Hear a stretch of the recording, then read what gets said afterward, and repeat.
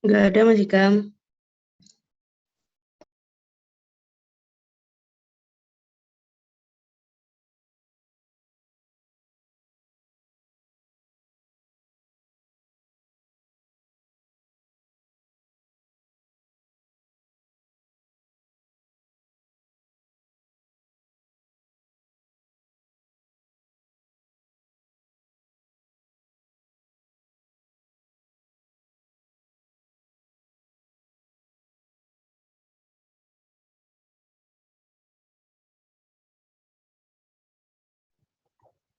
Halo, yuk bisa dimulai aja. Gimana Mas Ikam? Dan Iya, ada yang mau record dulu nggak?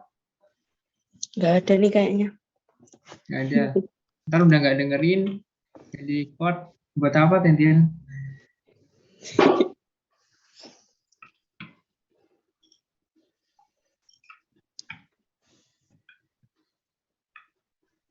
Ya udahlah, kan yang butuh juga. Permisi Mas Ikam, saya izin record ya.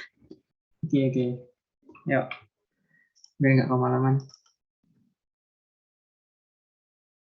Oke, Recording in progress.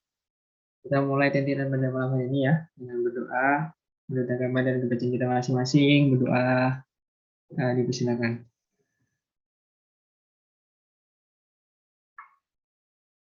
Amin, berdoa bisa dari kita masing-masing.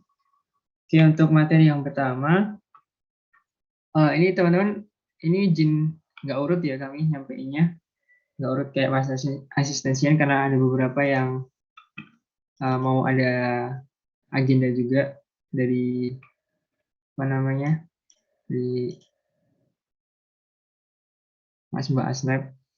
Jadi mungkin pertama Mbak Lala. Halo. Halo, oke. Suaraku kedengeran nggak ya? Dengar. Kedengaran Mbak. Lala. Oke, bentar ya.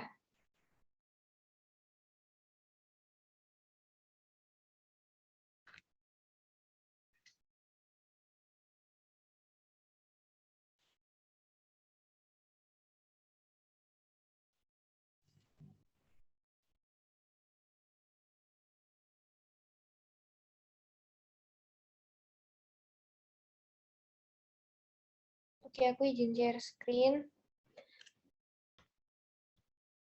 Nanti kalau suaraku kecil tolong dikasih tahu ya.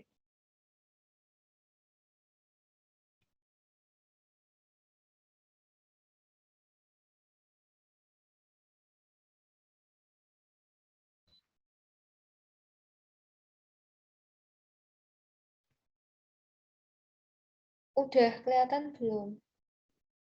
Udah Mbak. Sudah Mbak. Oke, jadi sebenarnya buat materi praktikum ini cuman dikit, tapi harus dibaca sama benar-benar dibaca, dicermatin, karena besok bakal ada 6 soal ini praktikum.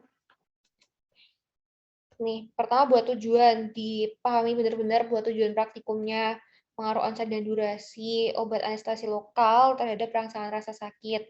Terus membandingkan onset dan durasi pada dua macam obat anestesi lokal. Yang kita pakai itu obat anestesi lokal ya.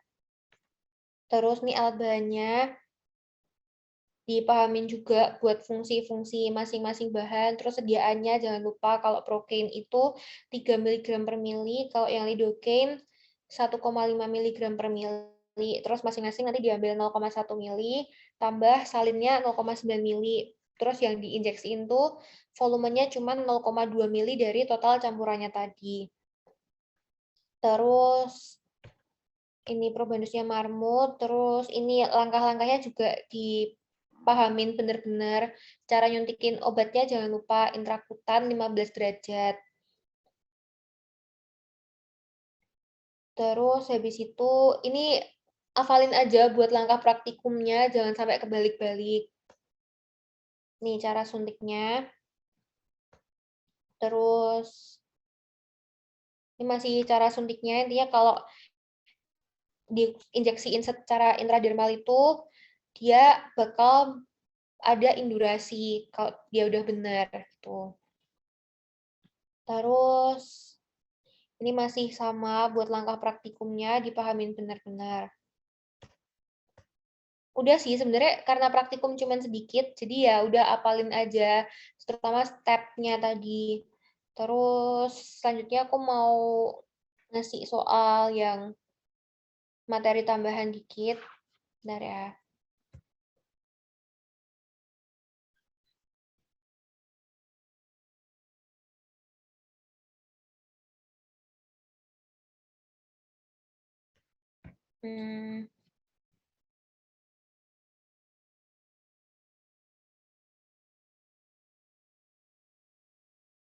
Ini yang dijelasin waktu kemarin lagi praktikum.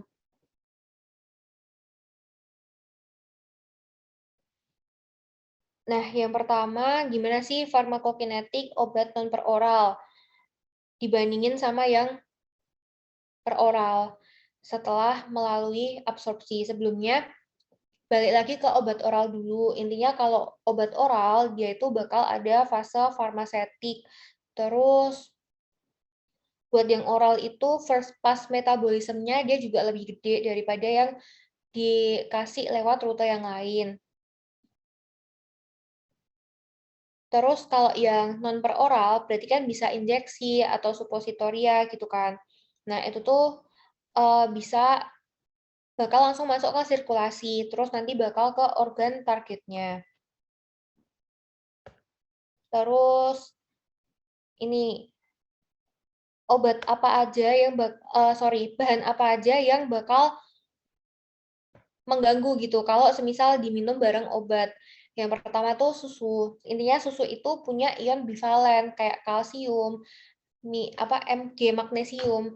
Ion bivalen tuh dia ada ini 2+ kayak gitu. 2. Jadi ion yang dia bawa tuh ada 2 gitu. Dia tuh bisa membentuk senyawa kompleks sama antibiotik, terus bakal mencegah dari penyerapan antibiotik itu sendiri. Tapi karena susu ini dia bisa menetralkan asam lambung juga, makanya dia ada beberapa antibiotik yang sifatnya korosif ke lambung itu bisa diminum bareng susu. Contohnya adalah metronidazole. Itu terus kopi. Kopi itu mengandung kafein. Kafein itu kan biasanya bisa bikin melek kan, bisa bikin nggak ngantuk kan. Nah, itu tuh kerjanya adalah di sistem saraf pusat.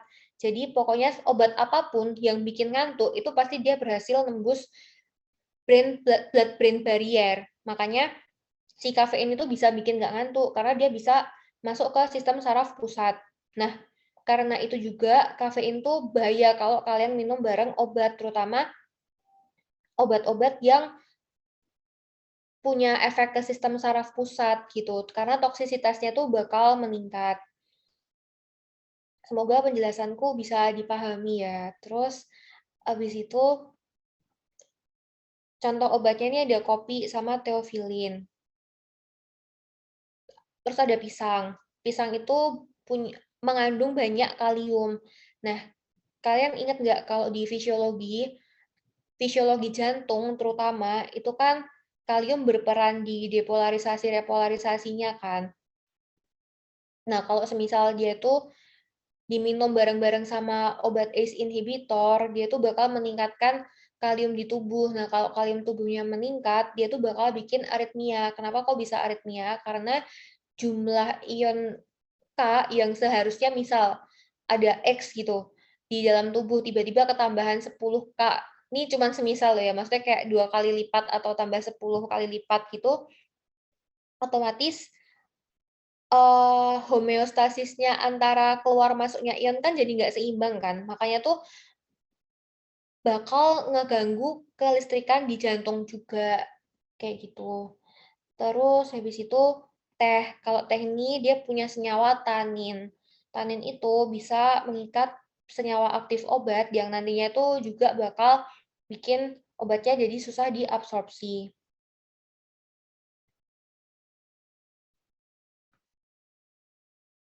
Jadinya kalau obatnya itu susah diabsorpsi kan nggak maksimal kan absorpsinya, makanya efeknya juga akan berkurang gitu.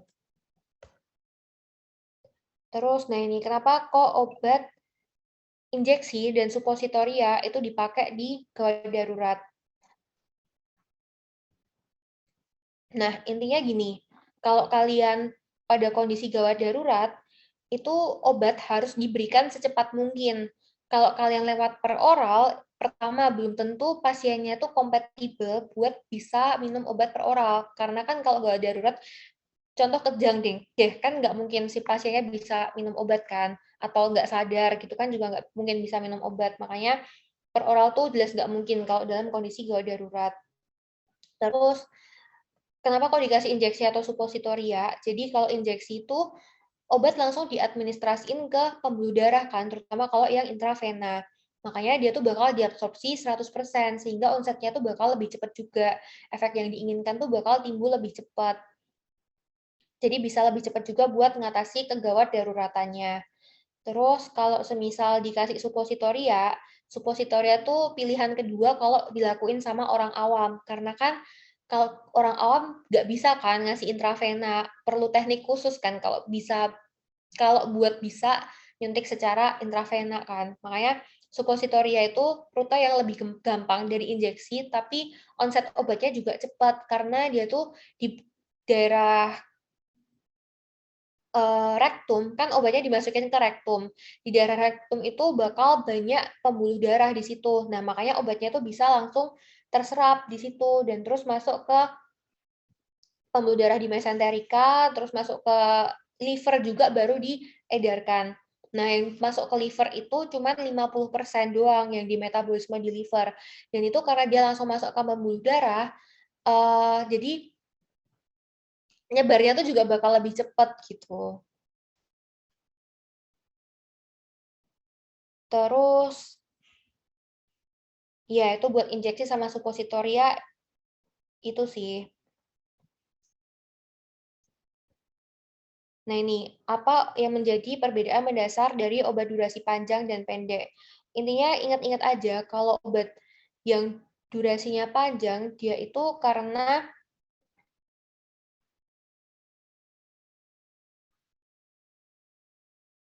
benar,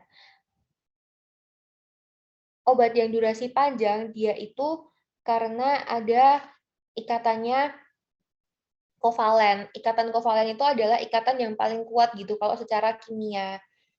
Jadi makanya dia tuh nggak gampang kegeser sama senyawa yang sama si obat itu atau yang lain sehingga ya efek obatnya tuh bakal lama kayak gitu. Semoga penjelasanku bisa dipahami ya.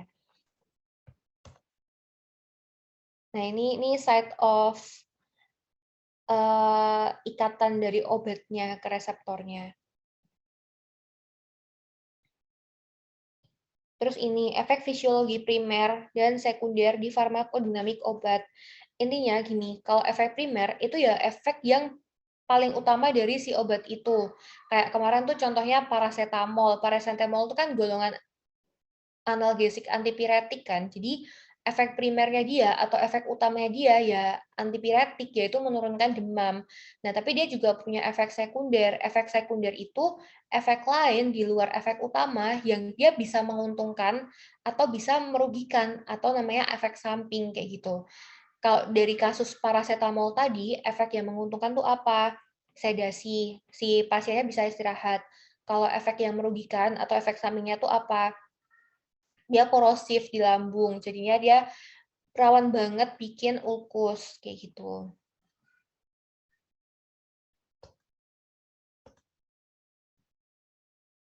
Lanjut, ini apa yang membedakan ester sama amida? Ini bisa dibaca-baca aja sih soal yang ini, di PPT kan juga udah ada. Ini dibaca-baca aja soal yang ester amida, udah ada di situ semua. Terus ya ini buat PPT praktikum, kayaknya kalau praktikum kalian belajar dari yang tadi aja udah cukup sih, tapi ini buat nice to know aja. Intinya kenapa kok pakai obat anestesi buat ngamati onset dan durasi, karena anestesi itu bisa reversibel, sehingga pengamatannya juga bisa diamati, kan kalian bisa ngamati onsetnya, terus durasinya berapa lama, sampai si marmutnya udah nggak kesakitan lagi kan, itu yang disebut reversibel. Jadi pada suatu waktu si marmutnya bakal bisa kesakitan lagi. Kayak gitu, makanya anestesi itu bisa gampang gitu buat diamati. Terus ini, kenapa kok dilakukan suntikannya itu secara intradermal? Jadi sebelumnya kita harus tahu dulu, karena kita kan pakai obat anestesi lokal. Sedangkan anestesi lokal sendiri itu bisa diberikan dengan 3 rute. Yang pertama dengan cara topikal, terus nanti ada infiltrasi dan juga blok. Nah, buat yang topikal itu ya ditaruh di permukaan tubuh. Contoh sediaannya tuh kayak spray, krim, jelly, terus nanti dia bakal meresap sampai ke epidermis, terus dia bakal epidermis, dermis, sampai dia ngeblok si reseptor nyerinya, yaitu si nociceptor. Nah, kalau nociceptornya udah keblok, tuh bakal timbul efek anestesinya atau kebas.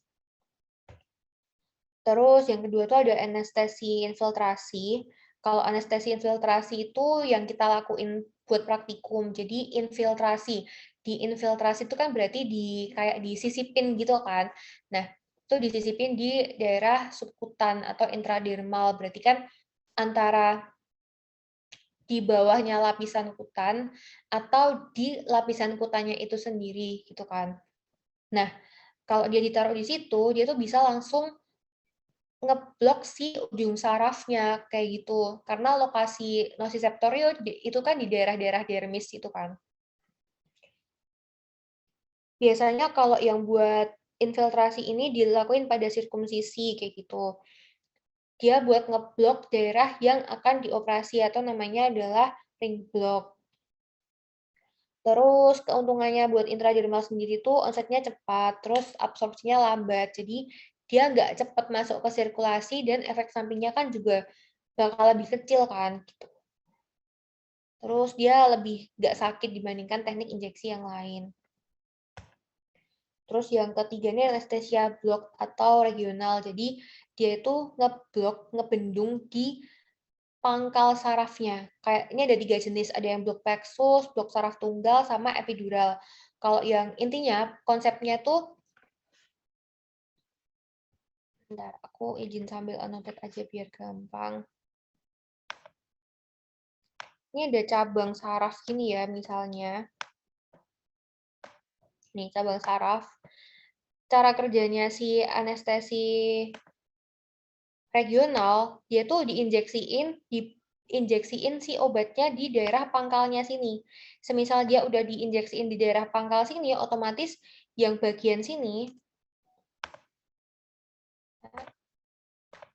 yang kalau dia udah diinjeksiin ke sini, bagian sini tuh bakal mati rasa, dia bakal keblok semua, dia bakal kebas semua. Nah, ini bisa dilakuin dengan 3 cara.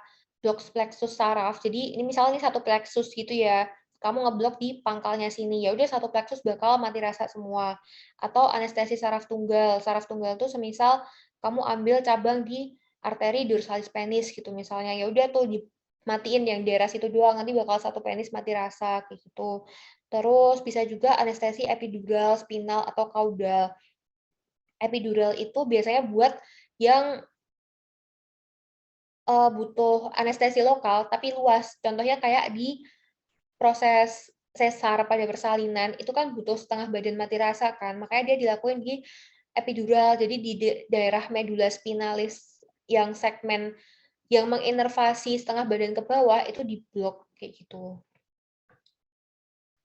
Terus kita hapus dulu.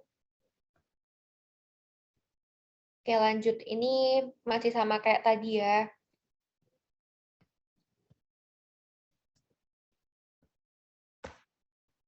Oke, udah sih buat materi tambahan itu aja. Yang jelas kalau buat praktikum, belajar dari PPT aja udah cukup sih, gitu. Oke, gitu Mas Ika. Mungkin bisa dilanjut ke materi yang lain. Oke, makasih Mbak Lala. Jadi aku mau nambahin dikit ya tadi.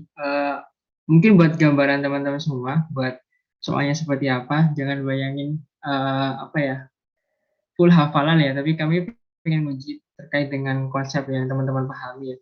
Jadi dipahami juga konsepnya seperti apa, kayak gitu. Jadi eh, tidak mungkin kami memunculkan soal kayak misalnya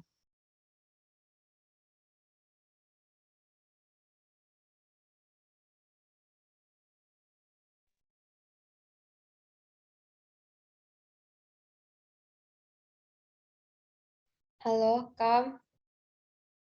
Mas Hikam nggak kedengeran suaranya.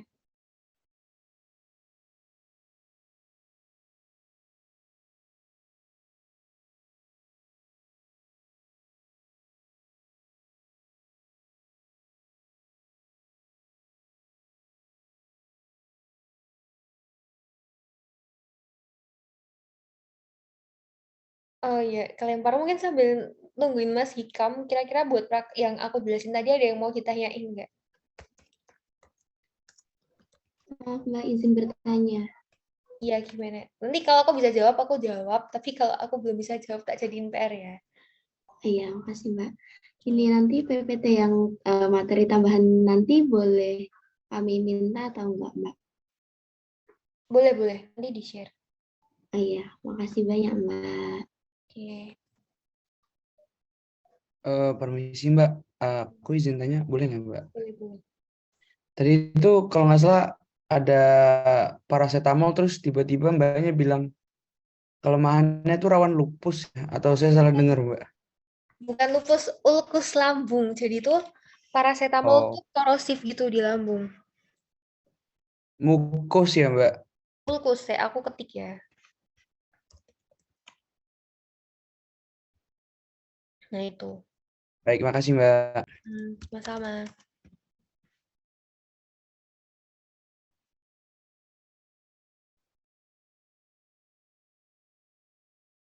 Ada lagi yang mau tanya materiku?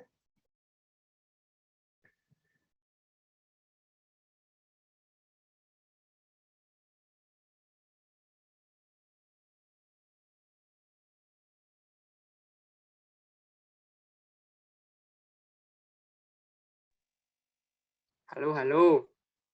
Udah, masuk. Sorry, tertendang dari Zoom. Baiklah.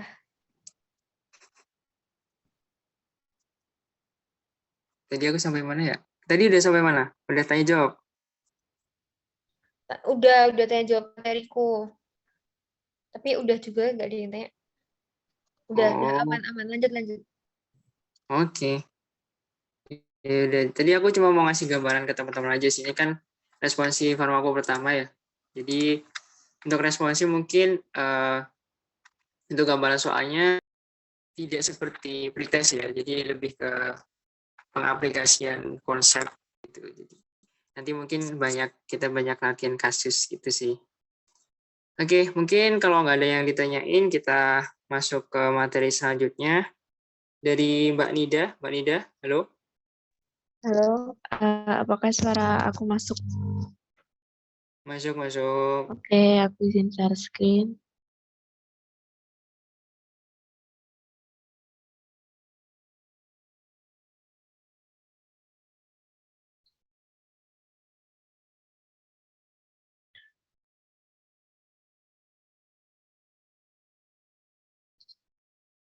Ya, jadi di sini kan tentang overview onset dan durasi ini, soalnya kayaknya nggak begitu banyak, karena lebih banyak yang kayak farmakokinetik dinamik gitu. Aku next aja.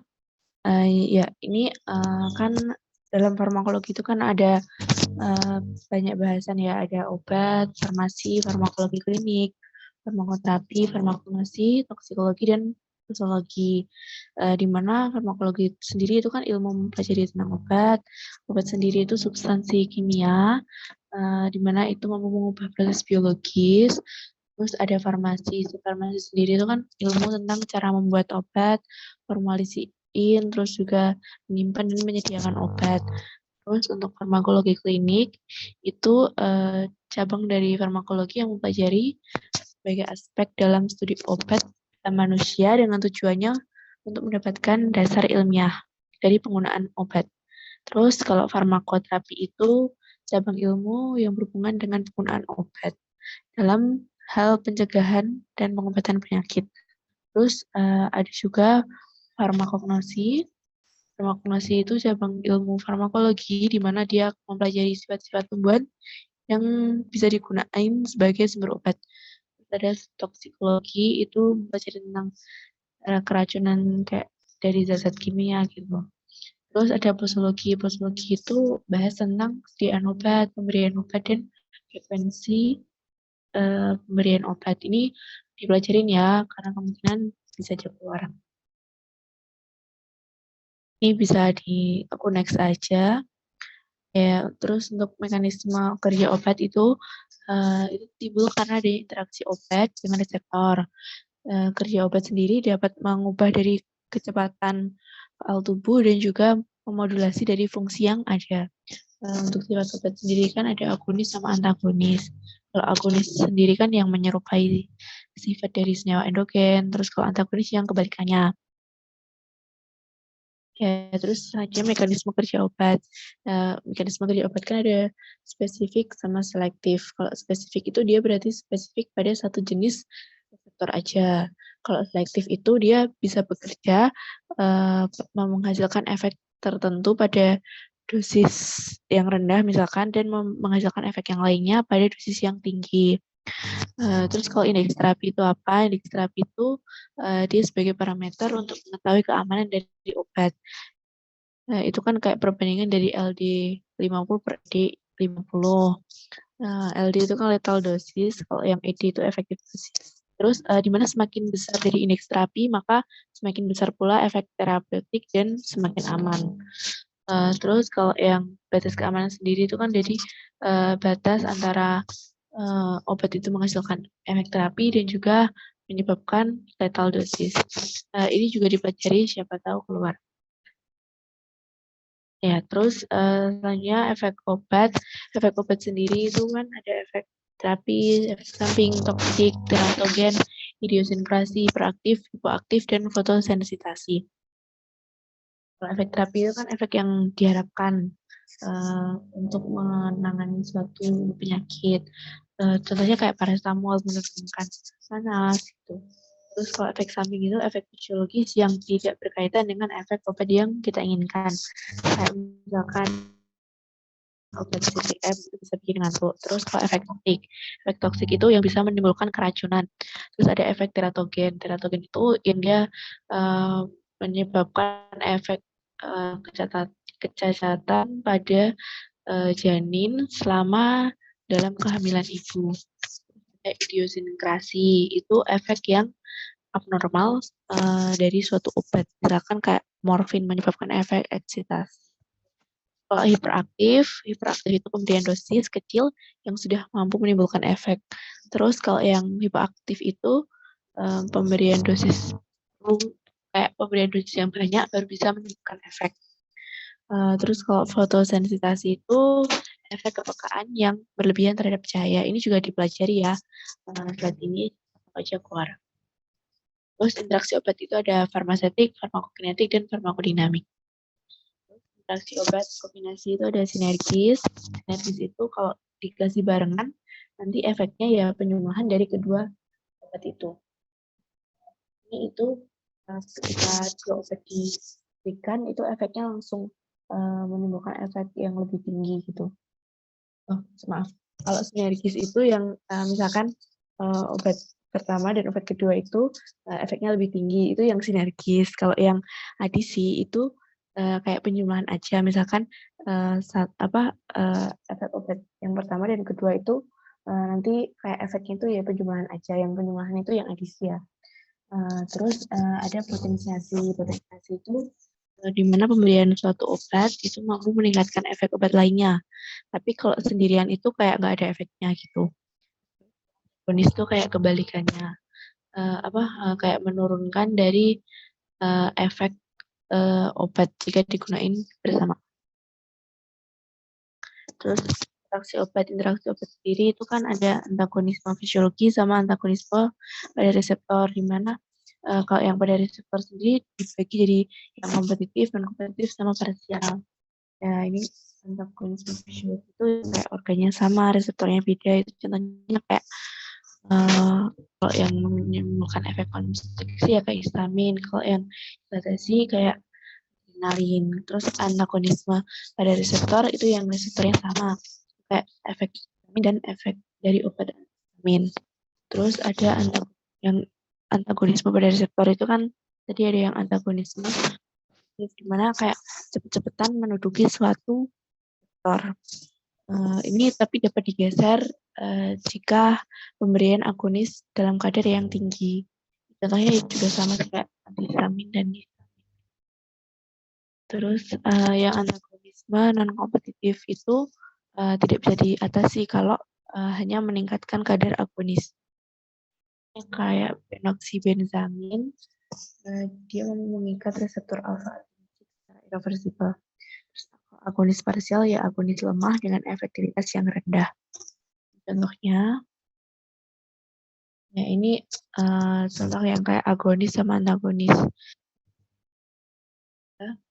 Ya, terus efek pengulangan dari obat atau penggunaan obat jangka panjang itu ada sensitif, reakumulasi, toleransi, tafilaksis, habituasi, adiksi, juga resistensi. Itu kan kayak menimbulkan efek alergi, misalkan kayak urtikaria gitu. Terus kalau akumulasi itu penimbunan obat dalam tubuh, kayak contohnya kayak guanfacin dalam hati gitu. Terus kalau toleransi itu efek penurunan dari obat yang lebih melambat pada pemakaian kronis dalam dosis yang sama. Terus ini kalau toleransi itu jadi agar efek itu harus dosisnya ditingkatin karena dia udah toleran.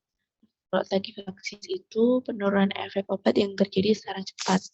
Terus habituasi itu di mana pemberian obat itu dihentikan dapat menyebabkan adanya gangguan dari emosionalnya. Kalau adiksi itu dia memiliki efek adiktif. Terus kalau yang resistensi itu ya kayak udah nggak ngefek lagi. Ya, ini pengembangan dan penilaian obat, istilah baru, uji budaya coba dan uji klinik. Ya, ini untuk uji budaya coba ya ada universitas tersebut, dari LD-nya, terus panjang itu kayak meneliti efek toksik dalam jangka yang panjang dan terus ya kayak karsinogennya, efek karsinogenisitasnya, mutagenisitasnya.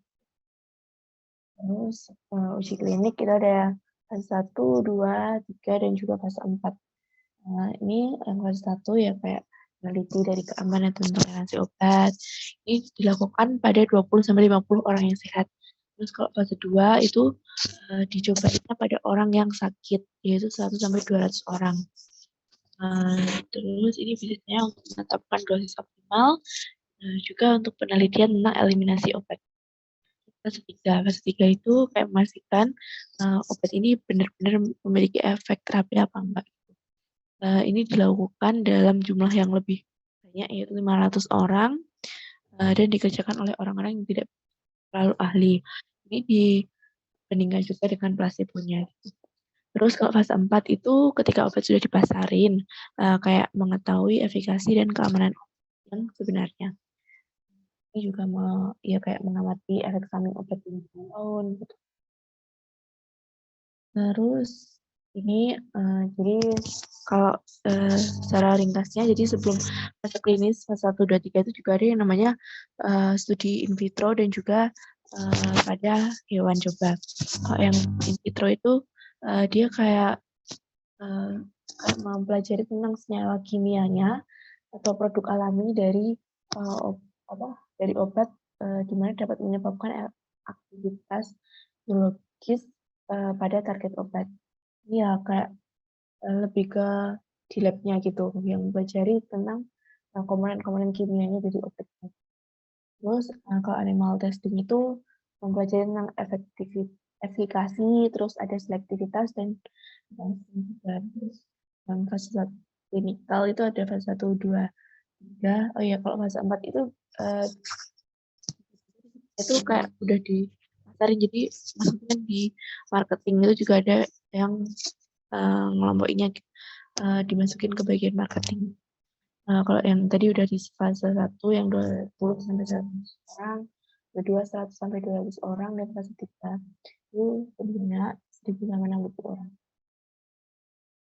Ya mungkin itu aja sih dari aku. Tadi pelajari yang udah beberapa aku tandain, siapa tahu keluar ya.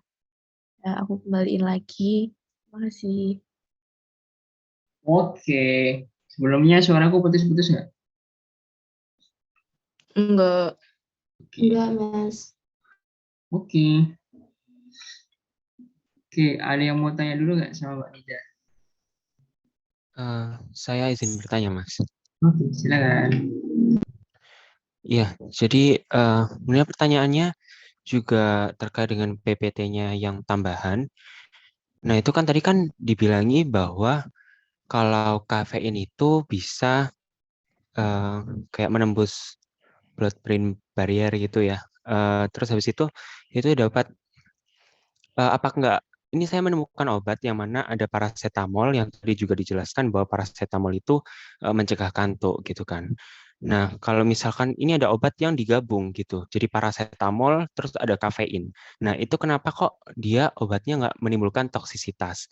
Nah, kalau misalkan nggak menimbulkan toksisitas, itu apakah dia ada reaksi adisi atau sinergis gitu. Nah, gimana sih cara bedainnya sinergis sama adisi dalam suatu percampuran obat gitu kan agak-agak mirip gitu, Mas. Terima kasih.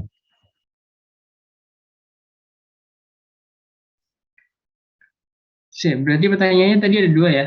Yang pertama ada yang apa tadi? Yang paracetamol dan ini bisa dulu nggak? Iya, bisa dengar. Kenapa paracetamol kok bisa digabung sama kafein? Padahal kan mereka berkebalikan gitu efeknya. Terus yang kedua itu apakah mereka ada reaksi sinergis atau adisi gitu? Terus gimana sih cara bedanya sinergis sama adisi dalam yang sebenarnya gitu? Kan agak-agak mirip gitu. Seperti itu, Mas.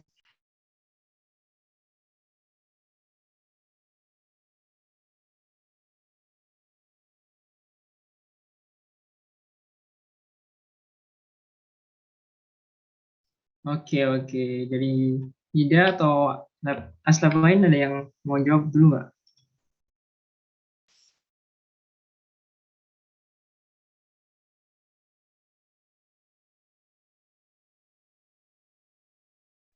Oke, mungkin aku mau coba jawab ya yang sepahamku pertanyaannya. Kalau yang PCT sama kafein tadi, mungkin kita cari dulu. Kalau yang cara bedain adisi sama apa tadi? Sinergis ya. Nah, setauku itu kalau sinergis itu emang kayak cuman apa ya? Pembagiannya itu ada dua gitu loh. Jadi sinergis itu dibagi dua, adisi sama potensiasi. Kan mereka kan sama-sama kayak penambahan obat gitu kan. Maksudnya obatnya bisa 2 kali atau lebih. Jadi sinergis itu ada dua, adisi sama potensiasi. Adisi itu kan 1 tambah 1, kalau potensiasi itu 1 tambah 1 tambah dengan 4. Jadi kayak lebih dari 2 kali gitu. Gitu mungkin. Masih bingung nggak? Apa ada yang tanya lagi? Itu Mbak, maksud saya itu yang itu tadi potensiasi sama adisi mungkin. Ya, itu kan Oh, maksudnya sama 1 tambah 1. Nah, itu yang satu kan 1 ya. tambah 1 sama dengan 1, 1 tambah 1 sama dengan 5. Nah, itu gimana cara bedainnya gitu, Mbak?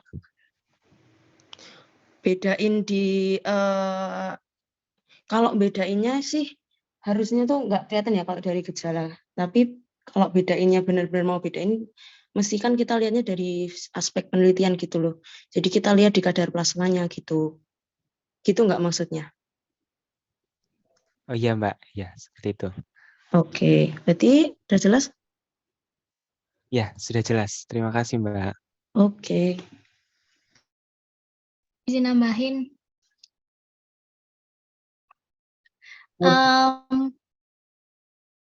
Mau konfirmasi dulu tadi sebelumnya pertanyaannya tuh yang Himawan tangkep, Himawan kan yang tanya, PCT sama kafein Iya, Mbak. nggak menimbulkan toksisitas gitu.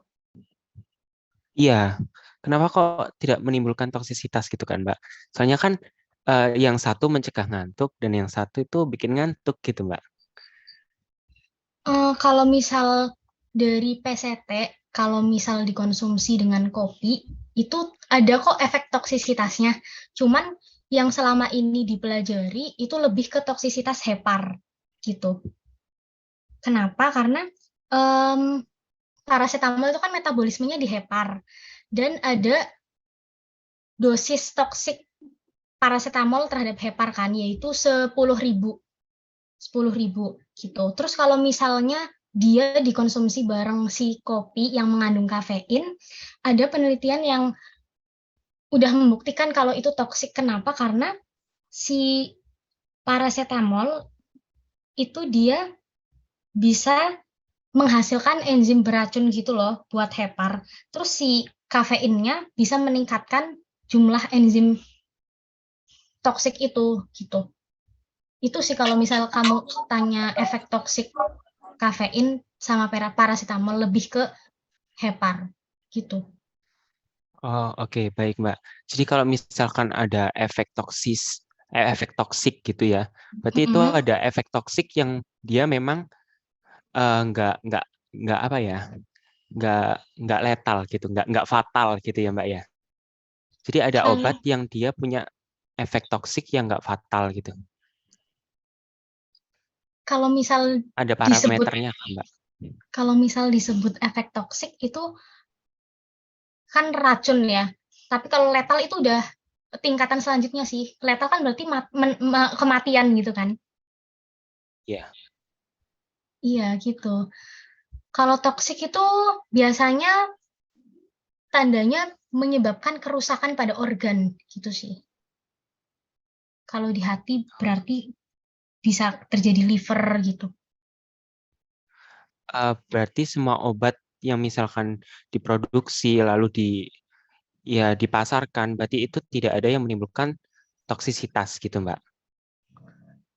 Seharusnya ya, kalau misal si obat itu sudah Oke. melewati fase-fase yang ditentukan di Indonesia, harus ngelewatin uji preklinik dan klinik, seharusnya nggak menimbulkan efek yang membahayakan. Tetapi pada kehidupan nyata nih, yang kemarin baru aja kejadian tentang sirup, itu aja ternyata kayak masih ada kesalahan gitu loh.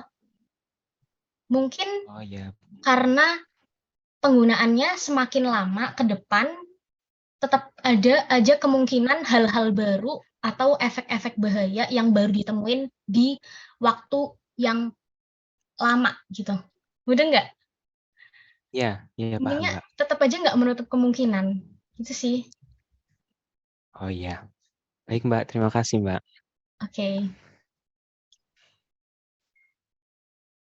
Ya, jadi aku mau nambahin dikit ya. Jadi ketika obat itu sudah diproduksi dan dipasarkan, itu kan berarti udah dapat izin dari BPOM ya. Nah, tapi menurut Dokter Ratih, kalian tahu Dokter Ratih Dewi ya? Nah, beliau itu kan Iya, tahu, Mas. dulu sempat apa ya, menjadi pengawas juga. Nggak tahu kerja di BPOM apa gimana, tapi pokoknya di pusat gitulah tentang pemantauan obat. Nah, beliau cerita bahwa di BPOM itu ternyata kerjaannya sangat banyak dan orangnya itu kurang, sehingga kadang itu lost follow up. Jadi ketika obat itu sudah mendapatkan izin dari BPOM dan diedarkan, itu tidak di follow up kembali apakah obat itu berbahaya atau tidak, sehingga yang terjadi kayak kasus sirup kemarin itu menunggu laporan dari masyarakat bahwa obat ini menimbulkan suatu efek di masyarakat kayak gitu. Ini gitu sih. Kemarin dapat waktu diskusi sama dokter Ratih gitu. Oke, mungkin kalau udah nggak ada lagi, kita lanjut ya biar nggak kemalaman, biar bisa belajar juga buat responsi besok. Langsung aja Mbak Milo, udah siap? Oke. Oke, wait. Silakan Mbak.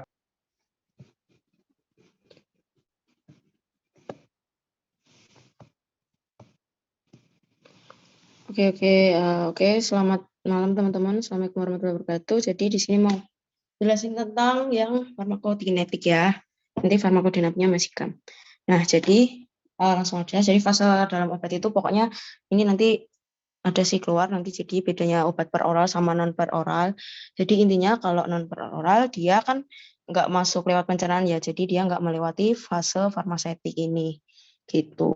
Oke, next. Untuk farmasetiknya dia itu kemarin ada dua fase. Yang pertama itu disintegrasi, jadi dia tuh memecah partikel-partikel lebih kecil, terus disolusi dia itu intinya melarutkan partikel itu gitu. Nah, terus ada satu lagi istilah yaitu rate limiting, yaitu waktu yang dibutuhkan obat untuk dari disintegrasi ini sampai dia siap diabsorpsi oleh tubuh. Oke. Terus selanjutnya farmakokinetik itu kan adalah proses pergerakan obat ya dari dalam tubuh untuk sampai mencapai kerja obat. Ada 4 ya intinya, ada ADME, yaitu absorpsi, distribusi, metabolisme, sama ekskresi. Oke, next. Ini langsung saja. Nah, absorpsi, kalau absorpsi itu berarti kan dia menyerap ya, penyerapan. Intinya dari, kan tadi kan habis farmasetik, habis obatnya dipecah-pecah, udah larut, udah siap mau diserap. Nah, dia diserap, yaitu fase absorpsi, penyerapan sampai dia masuk ke pembuluh darah, itu namanya absorpsi gitu ya.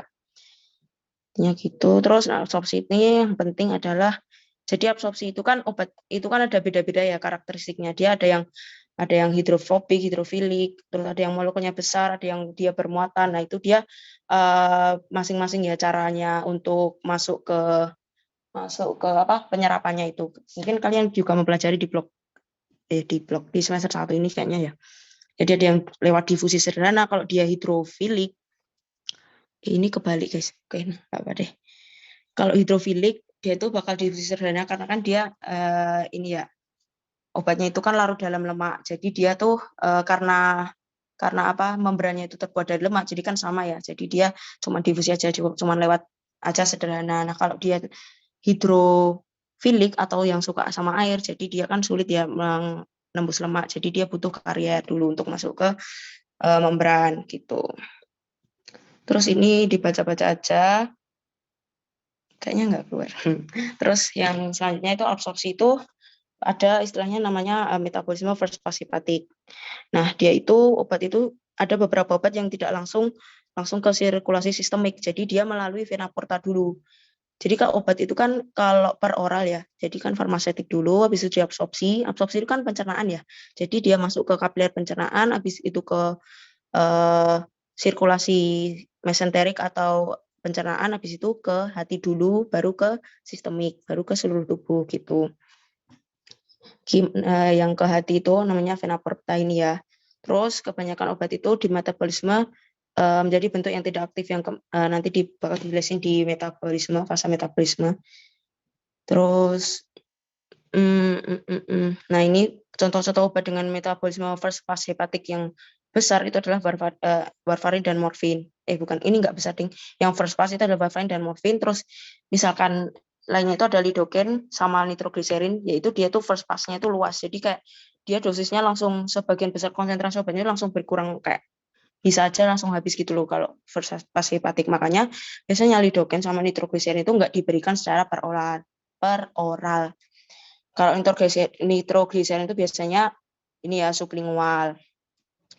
Terus, nah ini faktor-faktor yang mempengaruhi absorpsi obat, jadi itu fisik dan kimia. Jadi yang tadi ya, yang dia itu apakah bermuatan, apakah dia hidrofilik, hidrofobik, terus bentuk sediaan obatnya, terus formulasi obatnya, cara pemberiannya, apakah dia per oral atau sublingual atau IV atau topikal, itu kan beda-beda ya absorpsinya. Terus sama luas permukaan kontak. Kalau semakin dia luas permukaan kontak antara fili-fili penyerapan dan juga obatnya, berarti kan semakin cepat juga absorpsinya gitu. Terus ini ada jalur-jalur pemberian obat atau administrasi obat. Yang pertama itu ada per oral. Per oral itu intinya dimakan ya lewat mulut, lewat digestif. Terus ya bakal diserap di enterik, terus dia bakal diabsorpsi melalui membran lipid bilayer itu ya. Bisa yang pertama tadi bisa lewat intercellular junction, terus bisa juga lipid membran tadi, bisa yang difusi sederhana atau terfasilitasi, terus transporter membran, bisa juga kalau yang molekul-molekul besar biasanya itu dia pakai endositosis. Jadi dia langsung di invaginasi membrannya gitu. Nah, ini dia kan tadi first pass tadi ya, dia itu kan lewatnya kapiler darah di mesenterik dulu, ini baru ke vena porta, baru di hati, di metabolisme diubah jadi aktif, baru ke sistemik. di inaktif ding, makanya ada yang separuh hilang ya. Nah, ini yang kedua ada sublingual. Sublingual itu contohnya tadi nitrogliserin, dia di bawah lidah ya, sublingual di bawah lidah. Dia itu nitrogliserin kan obat pokoknya obat jantung gitu, aku lupa obat apa, pokoknya obat jantung, dia makanya diberikan di sublingual karena tadi yang pertama alasannya karena dia first pass-nya luas, terus sama pembuluh sublingual ini jarak ke jantungnya tuh lebih dekat gitu, jadi langsung ke jantung, jadi langsung efek gitu. Biasanya kan untuk efek emergensi gitu. Terus injeksi, ini nanti banyak yang keluar ya di injeksi, jadi kalian ini aja tentang injeksi, all about injeksi gitulah intinya. Terus injeksi apa ya? Nah, pemberian obat injeksi itu dilakukan jika dia tuh misalkan emergensi tadi, jadi dia butuh obatnya itu kerjanya secara cepat, kuat, lengkap. Kan injeksi kan langsung ke pembuluh ya, jadi dia tidak melewati absorpsi dulu lah, tidak melalui farmasetik dulu, langsung ke distribusi, langsung disebarluaskan. Makanya kadar obatnya itu bakalan 100%, nggak bakal berkurang karena absorpsi tadi gitu. Terus misalkan obatnya itu ada yang terganggu, absorpsinya terganggu oleh makanan, terus itu bisa di second change-nya bisa pakai injeksi. Nah, ini gangguan kesadaran, berarti kan dia tidak kooperatif ya, nggak bisa minum kan ya, jadi pakai IV biasanya. Terus kalau mau operasi ya oke, next. Nah, ini bisa dibaca aja plus minusnya apa. Nah, ini bisa diingat-ingat juga ya untuk jenis-jenis injeksi. Ada IM, SC, IV yang kita buat praktikum ya, intrakutan. Nah, intrakutan ini atau kan kita makanya kemarin praktikum anestesi lokal ya. Nah, anestesi lokal itu biasanya tuh dia dikombinasikan dengan epinefrin. Jadi dia dicampur dengan epinefrin dulu. Kenapa? Karena epinefrin itu kan kerjanya dia bakal vasokonstriksi, akibatnya itu vasokonstriksi pembuluh darah gitu kan. Nah, dia bakal vasokonstriksi pembuluh darah sekitar yang udah dianestesi, makanya dia bakal menghambat anestesi lokalnya itu hilang gitu loh. Jadi dia efeknya itu bakal lebih lama gitu anestesi lokalnya. Jadi fungsinya itu bisa diingat-ingat ya, yang ini tadi mungkin keluar. Terus tadi ini intrakutan ya, yang mungkin kalian udah hafal banget, ada durasi lah. Ini bisa ini juga contohnya apa aja, ada TB, tes TB, terus sintes, terus vaksinasi BCG. Vaksinasi yang BCG ya guys, bukan vaksinasi ya apa. Kalau COVID kan IM ya. Terus subkutan itu di bawah kulit intinya gitu kan. Di dalam lapisan subkutan, absorpsinya itu lambat, terus efek sistemiknya itu munculnya lama karena kan dia ke pembuluh darah utamanya itu lama ya. Terus tempat injeksinya biasanya loh ya, tapi bisa di mana aja. Deltoid, vascular tracis, terus abdomen gitu. Terus contohnya itu ada anestesi lokal yang subkutan, terus insulin, terus vaksin campak. Terus intramuskular, ini biasanya untuk vaksinnya yang paling kita sering adalah kemarin vaksin COVID, terus vitamin itu dia di otot ya, muskular kan otot. Terus apa ya, ini dibaca-baca aja. Oke. IV yang paling sering juga, pembuluh darah vena reaksinya paling cepat ya. Terus karena dia benar-benar langsung di pembuluhnya, makanya dia digunakan untuk emergensi tadi. Bentuk sedianya itu bisa bolus, itu langsung sekali habis, terus infus intermiten. Jadi kayak infus continue juga. Biasanya ya kayak kalau kalian di rumah sakit itu mesti diberikannya lewat IV kan ya gitu. Terus intratekal ini biasanya di anestesi di bagian ini apa namanya, subarachnoid space. Terus ini juga biasanya itu digunakan untuk ibu-ibu hamil yang mau melahirkan, itu biasanya di injeksinya anestesinya itu di spinal, di subarachnoid itu. Terus inhalasi ini biasanya buat obat-obat asma gitu ya. Terus biasanya untuk anestesi umum kalau mau operasi itu selain lewat IV juga bisa lewat oksigen yang diberikan itu. Terus bisa bronkodilator obat asma itu, terus supositori itu lewat dubur, reaksinya itu cepat karena dia langsung di kulit gitu, kulit bukan yang kulit topikal ya. Terus biasanya untuk emergensi yang diazepam pada kejang demam. Nah, ini bakal penting banget. Lanjut. Langsung topikal. Topikal itu jarang menimbulkan efek sistemik ya, karena kan dia dari kulit ke pembuluh itu kan jauh gitu ya. Jaraknya gitu. Enggak jarak sih. Ya pokoknya jauh. Terus aman, terus mudah, langsung ke organ target. Misalnya gatalnya di mana ya saatnya di situ gitu.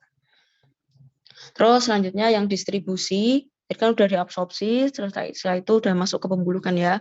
Dia bakal menyebar melalui sirkulasi darah. Terus untuk mencapai ke site of action-nya dia bakal melalui membran sel lagi untuk di site of action-nya. Terus mungkin dibaca aja, lanjut. Nah, ini distribusi itu ada fase 1 sama 2. Fase 1 intinya yang cepat ya, yang perfusinya itu baik, misalnya jantung, hati, ginjal, otak. Terus yang kedua itu ya sisanya gitu, yang lebih luas gitu. Terus ini juga diingat-ingat distribusi obat itu dipengaruhi oleh apa? Curah jantung ya, misalnya yang pertama itu curah jantung. Kalau curah jantungnya baik kan berarti distribusinya juga baik, karena kan nggak ada sumbatan lah apalah gitu. Terus aliran darah juga sama.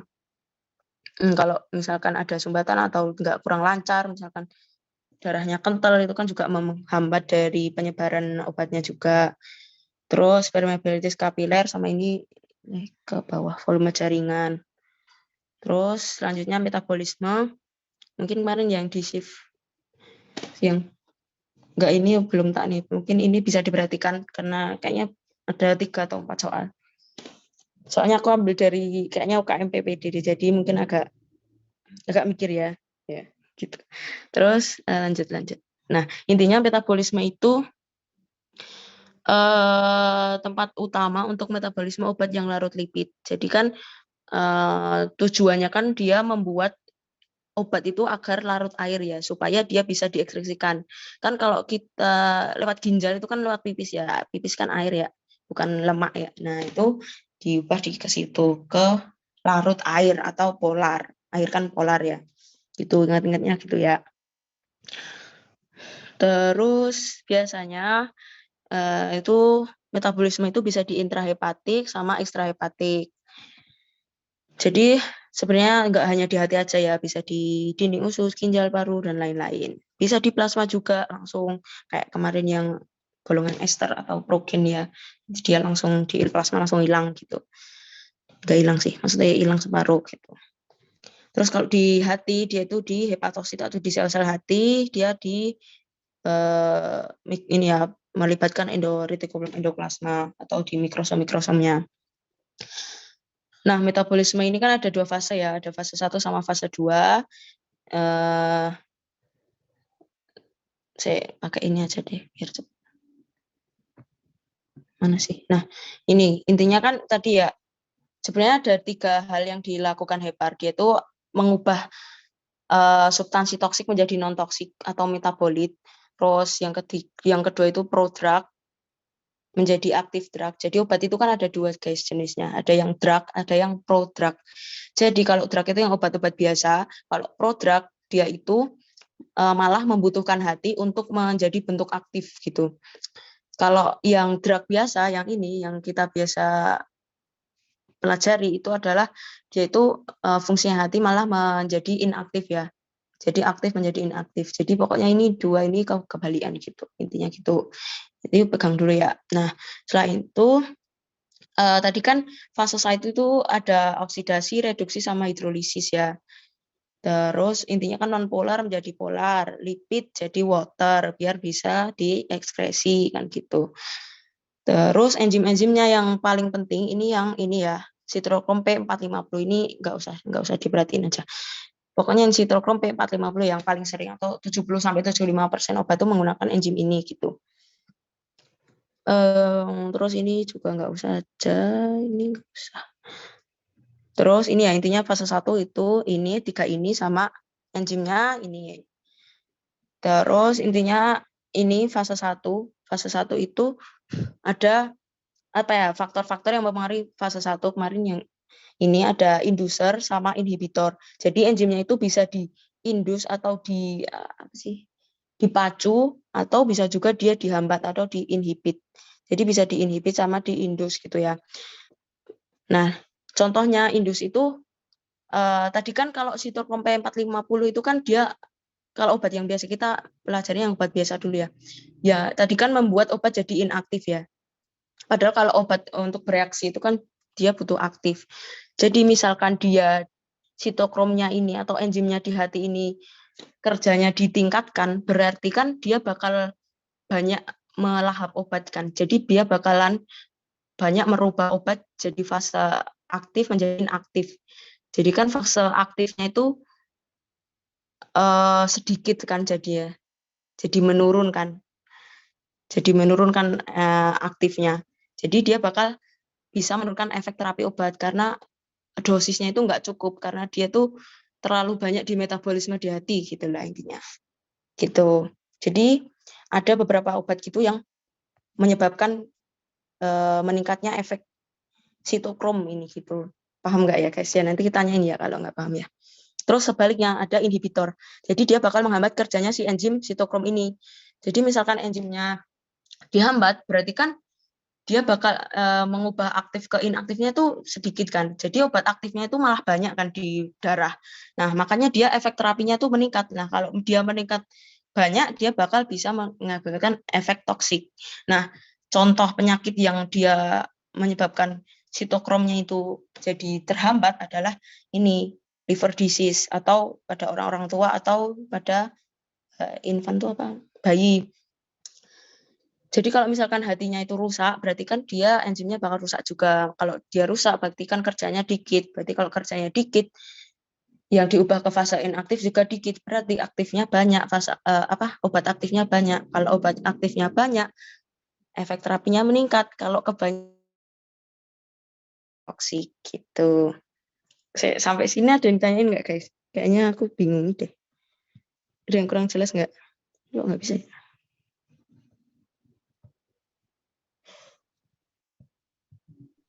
Nggak mau permisi. tanya.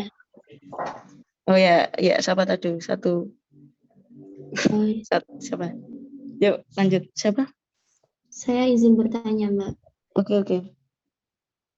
Kalau yang berarti ini tolak ukurnya tuh terhadap enzim sitokrom P450 yang inducers itu kayak sejalan sama enzimnya itu, kalau yang inhibitor itu kayak berlawanan sama enzimnya itu.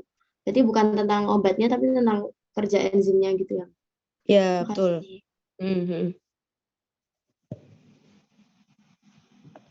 Terima kasih, Mbak. Oke. Jadi ini efeknya itu ke enzimnya ya, bukan ke obatnya. Tapi kan enzimnya nanti bakal efek ke obatnya gitu. Oke, tadi next siapa? Mbak, permisi mau tanya, Mbak. Maksudnya kan ada enzim inducer terus sebelahnya itu ada efek terapi obat turun, itu maksudnya gimana, Mbak ya? Tadi misalnya nggak paham. Yang ini ya? Ya. Oke, aku jelasin lagi ya. Jadi kan inducer itu kan dia bakal meningkatkan kerja sitokrom ya. Gini. Kan ini sitokrom, ini obat aktif. Salah. Obat aktif, ini obat inaktif. Ini kan kerja fisiologis hati kan harusnya kayak gini ya. Mengubah aktif menjadi inaktif oleh enzim sitokrom P450 gitu kan. Nah, terus ada tuh namanya yang substansi misalnya ini ya. Kalau kalian baca yang bisa meningkatkan efeknya ini. Jadi dia efeknya tuh ke sitokromnya ini ya. Bakal meningkatkan efeknya ini. Kalau dia efeknya sitokrom ini meningkat, berarti kan obat yang diubah menjadi fase aktif inaktifnya kan banyak ya. Jadi ini bakal turun kan fase aktifnya. Padahal obat kalau biar dia bisa mengobati itu kan dia butuh fase aktif, obat aktif gitu kan. Kalau inaktif ya berarti dia nggak bisa kerjakan. Nah, kalau fase aktifnya menurun, dia bakal efek terapinya bakal menurun dong. Gitu. Karena dia kurang gitu. Nggak manjur gitu obatnya tuh. Dosisnya tuh kurang gitu. Paham nggak maksudnya? Mbak. Berarti warfarin itu yang kusin itu beda sama obat yang lain gitu, Mbak. Enggak, ini contoh aja sih warfarin tuh sebenarnya. Sebenarnya obat kayak gini semua sih.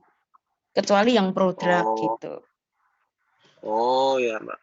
Paham, Mbak. Paham. Makasih, Oke, Mbak. paham? Mantap. Oke. Ada lagi nggak sebelum next? Ini dipahami ya guys. Soalnya nanti kayaknya soalnya panjang deh. Oke. Nanti kalau misalnya next apa? Nanti di akhir ya. Terus ini kan tadi fase 1 ya. Terus fase 2. Sebenarnya fase 2 itu intinya juga sama. Yaitu mengubah ke fase inaktif. Tapi fase 2 itu dengan cara ini menambahkan metil, asetil, sulfa, glutathione, glucuronat gitu. Intinya gitu. Terus yang dinamakan adalah ini, semua ini banyak berapa ini? 5 ini adalah namanya reaksi konjugasi gitu. Nah, obat itu bisa melewati fase 1 aja, bisa melewati fase 2 aja, atau bisa melewati fase 1 kemudian fase 2, atau dia bisa kebalik fase 2 dulu ke fase 1 gitu. Jadi bisa ya semuanya gitu. Terus next, nah selanjutnya adalah ekskresi tadi ya, pokoknya pengeluaran tadi bisa lewat urea, biasanya paling banyak lewat ini ya, paling banyak lewat urea, terus keringat, terus bisa lewat empedu, bisa feses, saliva, ya pokoknya bisa dari mana-mana. Terus, nah ekskresi ini kan pokoknya dia melibatkan ginjal ya, paling banyak kan tadi lewat urin ya.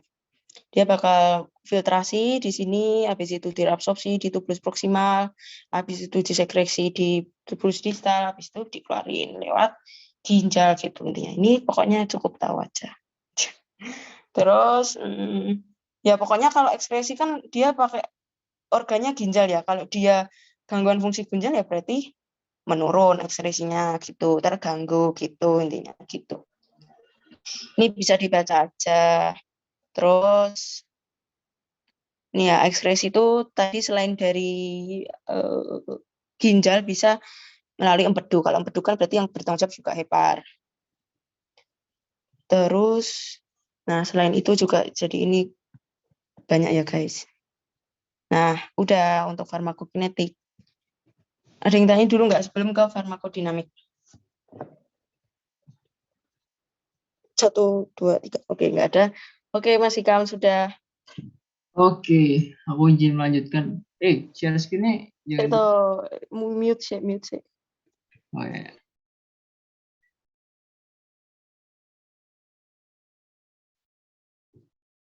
Oke, jadi untuk yang selanjutnya yaitu farmakodinamik ya. Kalau farmakokinetik itu kan kinetik itu tentang pergerakan obat ya. Kalau untuk dinamik itu terkait dengan efek obat ya. Jadi ketika teman-teman nanti minum obat atau ya ketika orang itu minum obat, jadi ada efek obat. Nah, efeknya itu ada yang diharapkan dan ada yang tidak diharapkan gitu ya. Terkait dengan efek fisiologis primer dan juga sekunder. Mungkin teman-teman sudah pelajari juga waktu di lab kemarin. Untuk efek primernya sendiri, itu kan efek yang diinginkan ya, atau ditargetkan dari suatu obat itu ya, terhadap fisiologis dari tubuh. Misalnya kalau teman-teman nanti ngasih antipiretik ya, yang diharapkan kan demamnya turun kayak gitu. Terus kemudian kalau misalnya untuk efek sekunder, itu kan ada efek yang memang dia tuh bisa berperan untuk membantu efek utama itu tadi, atau mungkin juga bisa berbahaya ya, atau mungkin yang tidak diinginkan gitu. Contohnya kalau misalnya ya teman-teman ngasih antipiretik atau mungkin analgesik ya, itu ada efek ngantuk mungkin. Itu ya mungkin bisa membantu efek utamanya tadi ya, sehingga orangnya bisa istirahat. Gitu. Atau mungkin juga bisa menimbulkan efek yang berbahaya kayak misalnya efek teratogenik gitu. Mungkin next.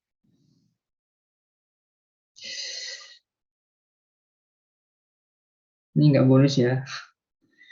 Oke, jadi ini grafik hubungan antara waktu pemberian obat dan juga konsentrasi obat ya dalam plasma. Jadi ketika teman-teman itu minum obat, tapi jangan sampai ya ketika kita minum obat itu nanti ya setelah melewati farmakokinetik dan sebagainya, itu kan nanti mengalami yang namanya suatu onset, teman-teman, atau ketika obat itu mulai memberikan efeknya kayak gitu. Nah, itu titik konsepnya di situ. Seperti yang teman-teman praktekkan kemarin, setelah diinjeksikan obatnya ya, itu kemarin kan selang beberapa waktu teman-teman tusuk di area sekitar penginjeksian itu terjadi kebas ya di pantat dari apa namanya marmutnya. Nah, itu sudah mengalami yang namanya fase onset. Nah, setelah itu nanti akan mencapai titik puncak. Itu bisa diingkari titik puncaknya sebelah mana. Lalu kemudian nanti kalau untuk durasinya sendiri ya, itu merupakan untuk definisinya secara sederhananya ya mulai dari timbulnya efek sampai efeknya itu hilang. Jadi ketika kalau kemarin ya waktu praktikum teman-teman tusuk-tusuk tuh di bagian di sekitar injeksi, oh udah nggak ngefek nih, maksudnya udah efeknya udah mulai ada nih, sampai ketika nanti waktu teman-teman tusuk-tusuk lagi di sana efeknya sudah hilang dan si marbotnya memberikan respon nyeri gitu. Nah, itu durasi. Nah, yang harus teman-teman ingat, sebentar guys, angop. Nah, yang perlu teman-teman ingat ada yang namanya MEC guys. MEC itu bentar, minimum, saya ingat ya. Minimum effective concentration. Nah, itu ya bahasa Indonesianya ada di situ sih. Konsentrasi minimal obat itu memberikan suatu respon. Secara sederhananya kayak gitu. Nah, itu diingat-ingat ya. Siapa tahu dikeluarin besok soalnya. Oke, next. Oh ya, ini aku jelasin yang penting-penting aja ya, yang kalian bisa baca sendiri aja. Oke, next tadi. Nah, itu ada MEC ya. Minimum effective concentration. Nah, ini baca-baca sendiri aja lah. Bisa. Next. Oke, jadi untuk indeks terapi ya teman-teman. Jadi itu digunakan untuk memperkirakan batas keamanan dari suatu obat ya. Untuk rumusnya sendiri, untuk dari indeks terapi itu lethal dose 50 per effective dose per 50 ya, itu yang ada di bawah. Nah, jadi lethal dose itu berarti dosis yang bisa menyebabkan itu LD50 ya, lethal dose 50 itu jadi dosis yang bisa menyebabkan 50% hewan coba itu mati ya atau mengalami lethal. Kalau ED itu effective dose. Nah, kalau ED itu berarti dosis yang kalau teman-teman berikan itu bisa menimbulkan efek terapi kayak gitu. Nah, jadi untuk indeks terapinya itu rumusnya itu LD50 per ED50.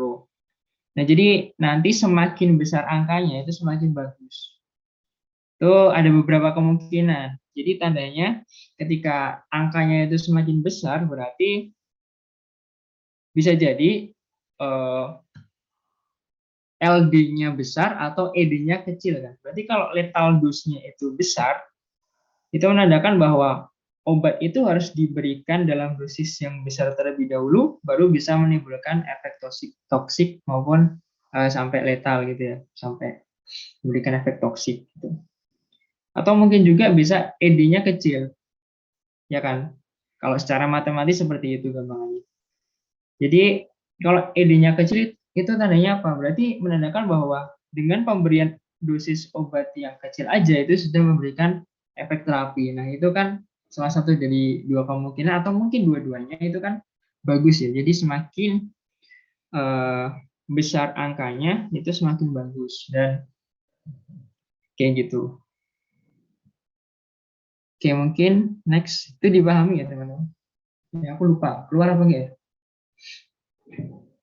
Tapi kayaknya lupa.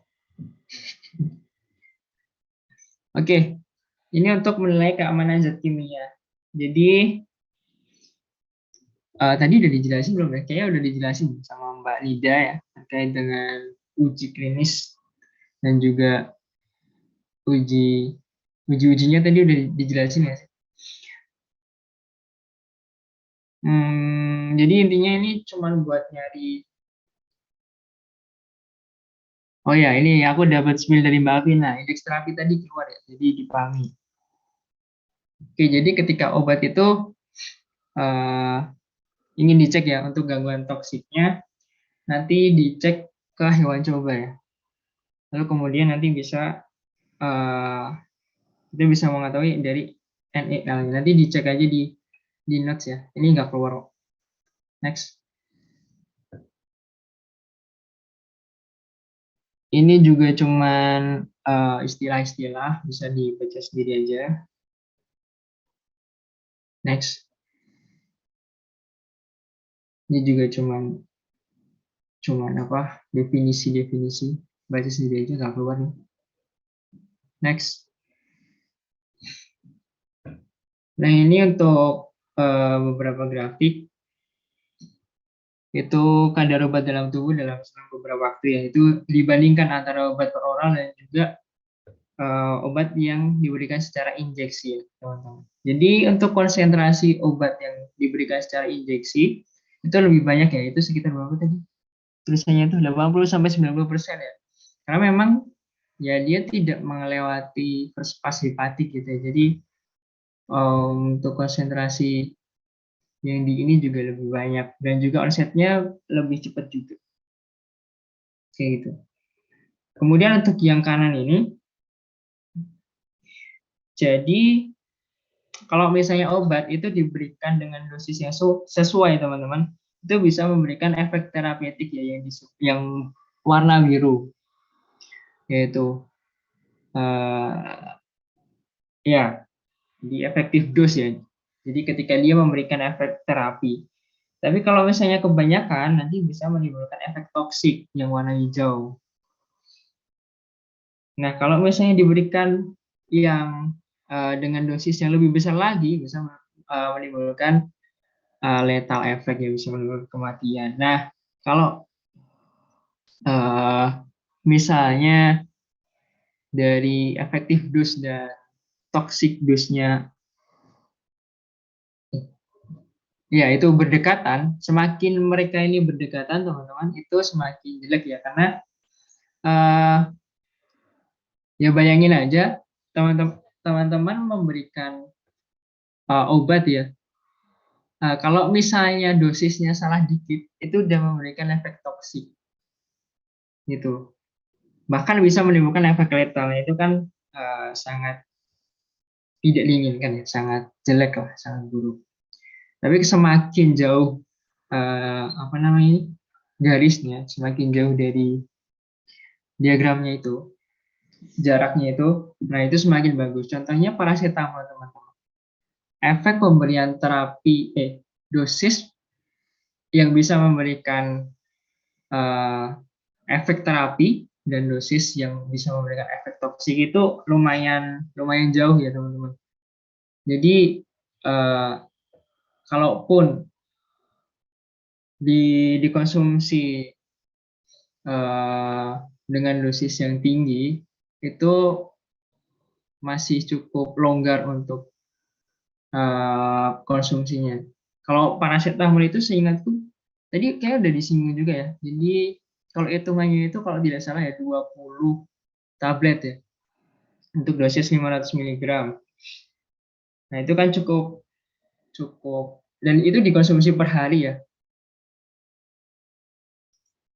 Nah ya itu grafiknya dipahami, besok keluar itu kalau semakin pendek gimana, kalau semakin panjang gimana itu. Kalau lanjutin penjelasan paracetamol tadi ya. Saya ngantuk guys. Oke, buat paracetamol tadi, ya intinya itu ya. Jadi untuk memberikan efek toksik dia itu membutuhkan konsumsi 20 tablet per hari. Aku sering juga minum itu 2 tablet langsung karena memang jadi paracetamol itu kan ini ya antipiretik ya teman-teman. Tapi kalau digunakan dalam dosis tinggi itu kan bisa memberikan efek analgesik. Nah aku sering nggak punya obat analgesik ya aku pakainya paracetamol tapi tak naikin dosisnya. Nah itu masih aman karena dosis toksiknya itu masih tinggi, masih jauh gitu.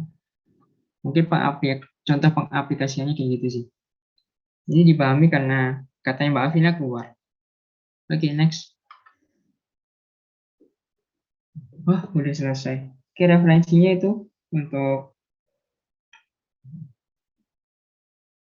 dari materinya. Ya, mungkin ada yang mau ditanyain. Sorry kalau agak belibet dan kurang jelas, teman-teman. Mas, izin bertanya, Mas. Yoi, Sobogi. Energi Wira, Mas. Baik, Oke. saya ingin bertanya, Mas, untuk soalnya nanti berapa banyak ya, Mas? Oke, soalnya 30 pilihan ganda ya, teman-teman. Waktu pengerjaannya 40 menit. Gitu. Nanti, Terima kasih, Mas. oke.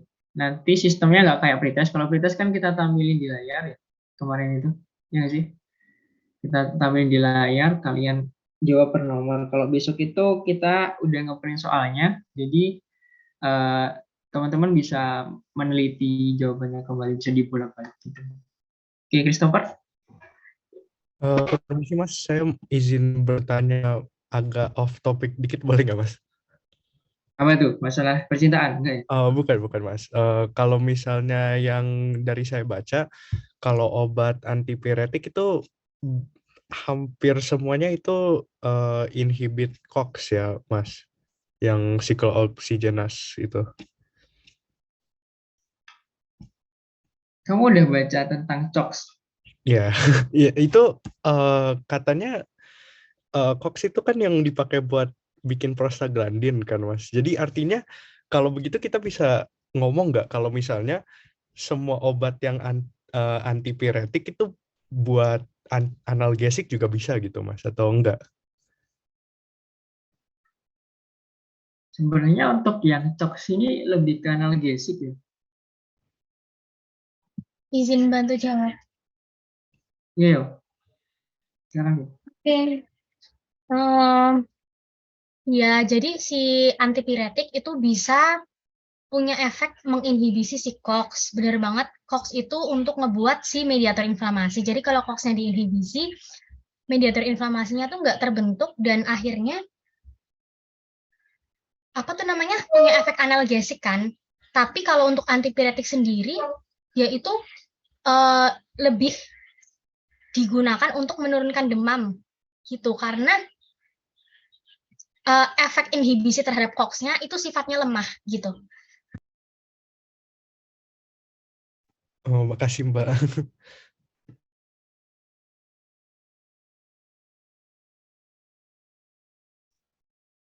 Yoi.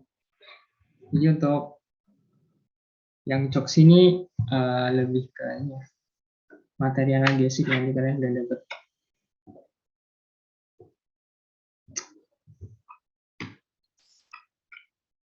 Ada lagi nggak? Maaf Mas, izin Tadi udah bertanya. paham kan ya? Tadi aku buru-buru maaf karena lagi goreng telur terus takut gosong. Udah paham kan ya? Udah paham Mbak, makasih Mbak. Oke. Intinya karena efek inhibisi COX-nya tuh emang iya, tapi tuh sifatnya lemah gitu inhibisinya. Jadi nggak terlalu menimbulkan efek analgesik dan lebih digunakan untuk antipiretik gitu.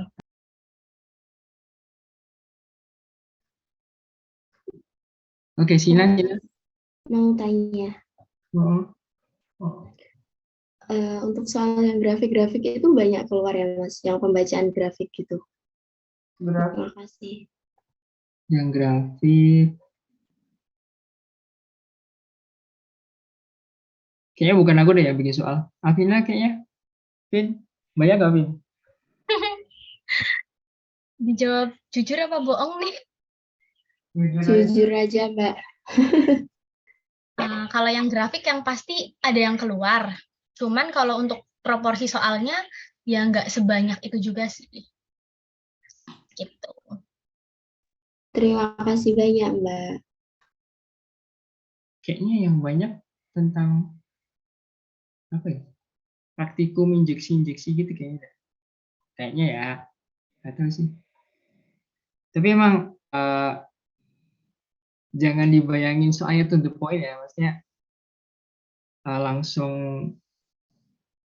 menanyakan straight to the point tentang pertanyaannya, tapi nanti bentuknya skenario kayak gitu. Tuh. Aku boleh contohin nggak Mas Ikam? Ya, tapi jangan contoh soal yang besok ya.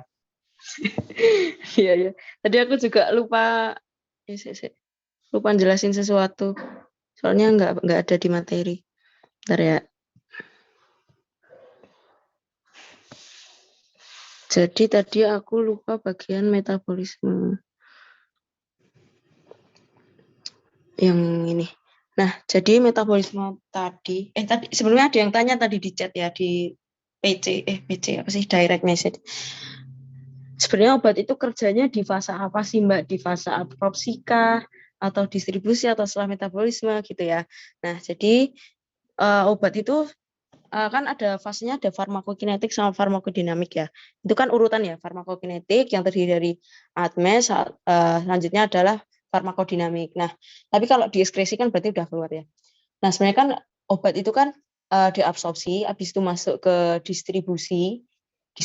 Nah, di distribusi ini dia kan bakal mencari di organ targetnya ya. Ada yang, ya tentu saja ada yang masuk ke hati untuk langsung metabolisme, ada yang langsung ke organ targetnya untuk masuk ke plasma. Nah, tadi yang di grafik-grafik tadi adalah maksudnya kadar plasma, konsentrasi di plasma itu. Jadi dia intinya kalau gampangannya ya habis distribusi sih. Kecuali obat-obat prodrug. Ini obat-obat prodrug yang dia membutuhkan hati dulu. Jadi dia harus lewat hati dulu untuk bisa aktif. Jadi dia lewat hati dulu, masuk ke sistemik, baru diedarkan lagi, baru bisa menimbulkan efek. Gitu. Gitu ya, paham ya?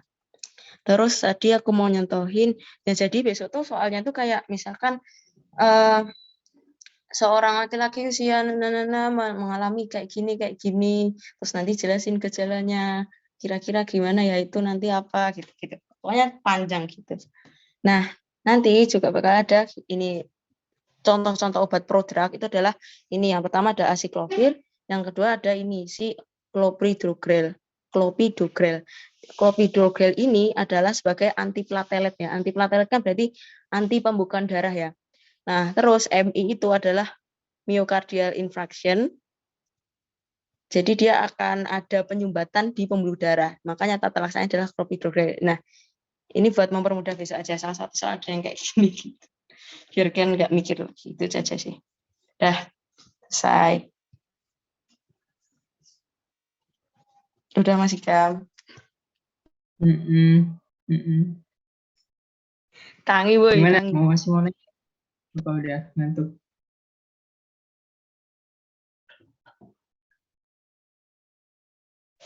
Gimana, masih ada yang ditanyain nggak? Jangan takut ya guys, aku emang Iya, masih kami galak. gawat ngantuk ya. Saya Mbak. Yo, sok. Iya, berarti onsetnya beda-beda ya Mbak ya? Apa onset setiap obat? Iya, tadi ya kan ada yang melalui hati dulu, ada yang enggak gitu. Berarti itu onsetnya. Melewati hati dulu. Ya, bisa mempengaruhi onset. Iya, betul. Bisa mempengaruhi onset. Oke, baik. Terima kasih Mbak. Iya. Jadi emang setiap obat beda-beda ya, guys. Waalaikumsalam. Apa sih? Dia ada yang salam nggak sih? Ayo, kayaknya di kosmu deh. Kayak aku neng omah. Ada yang tanya lagi nggak?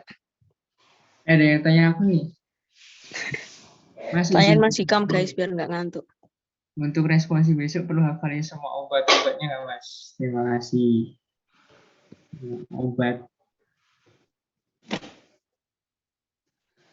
Mbak ada yang bikin, Mbak ada yang bikin soal tentang obat ya?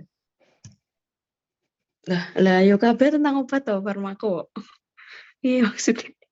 Kan mesti obat-obat yang, loh obatnya kan cuma protein hidrogen. Ini apa namanya? Jangan lupa istilah nama generik, nama dagang gitu. Oh ya tadi belum di ini ya highlight. Nggak ada guys. Indikasi obat nggak ada. Istilah ilmu ini apa namanya? Farmakologi. Kalau cabangnya ada banyak tuh.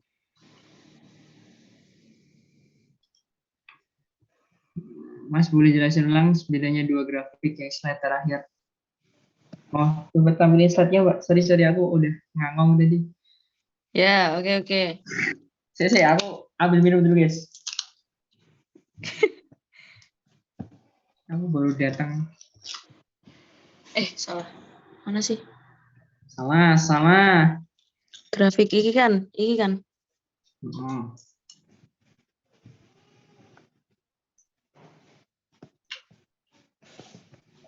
Mute sih.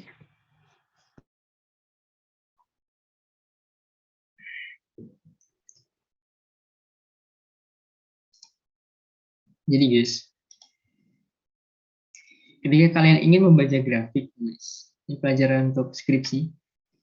Anjay. Jadi pertama lihat judulnya, teman-teman. Di sana ada grafik 1, kadar obat dalam tubuh. Yang kedua, kalian lihat di apa namanya? Sumbu X dan sumbu Y-nya. Sumbu X-nya kan waktu. Sumbu Y-nya kadar obat.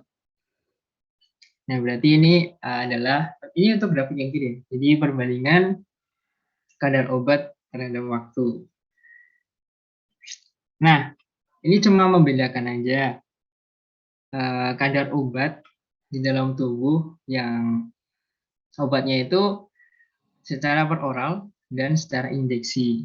Nah, secara grafik ketika digambarkan itu seperti ini, guys. Jadi untuk bisa dilihat ya, kalau yang diinjeksikan waktunya itu di sebelah kiri ketika dia mencapai MEC, kadar minimum ketika dia memberikan suatu efek. Berarti bisa dikatakan juga bahwa onsetnya itu lebih cepat daripada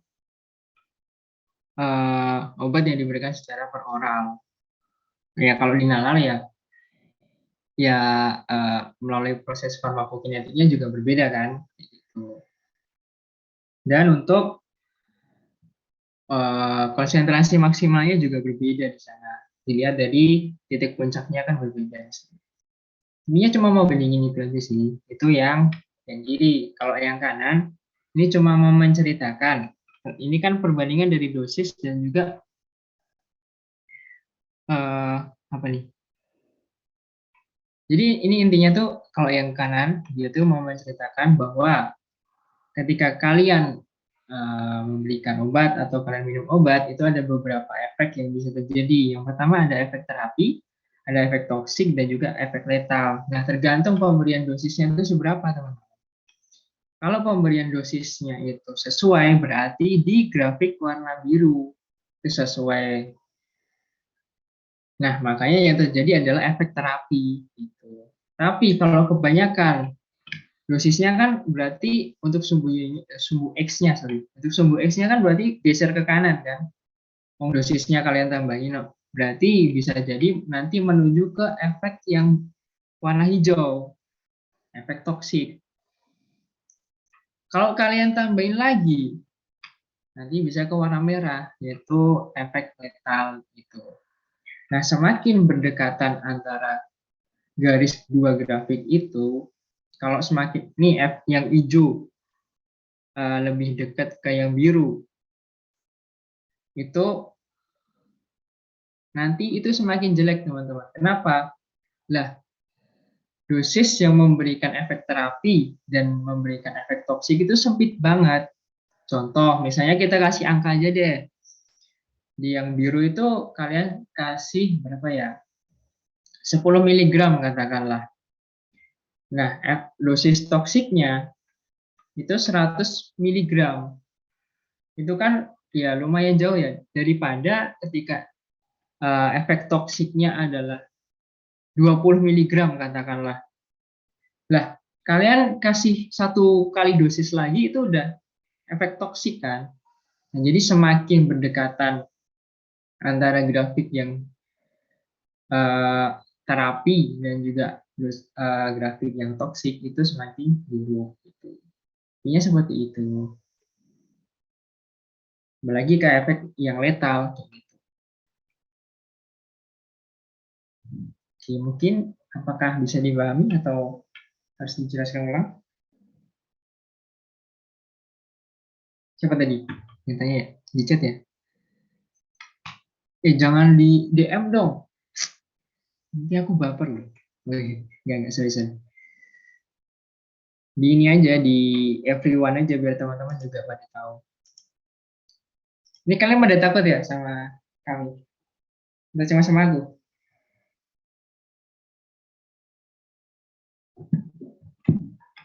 Aman ya? Gak usah takut bro. Oke, ada lagi?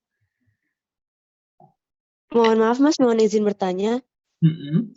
Untuk anestesi lokal dari PPT itu masuk ke subkutan ya?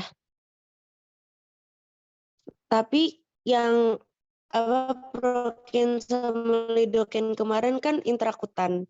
Jadi kalau anestesi lokal tuh di subkutan atau intradermal, Mas?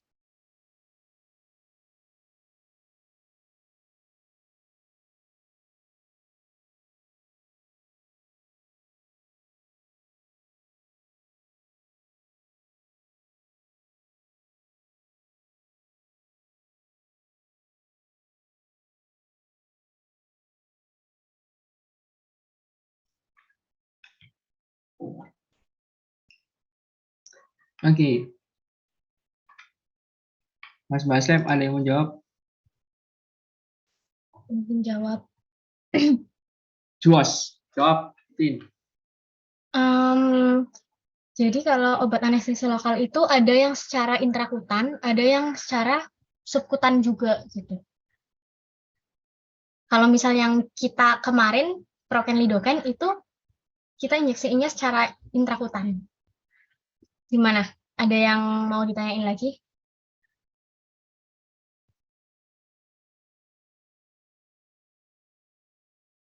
Jadi untuk Prokin sama Lidocaine itu kalau diinjeksikan secara subkutan itu bisa apa khusus intrakutan aja, Mbak?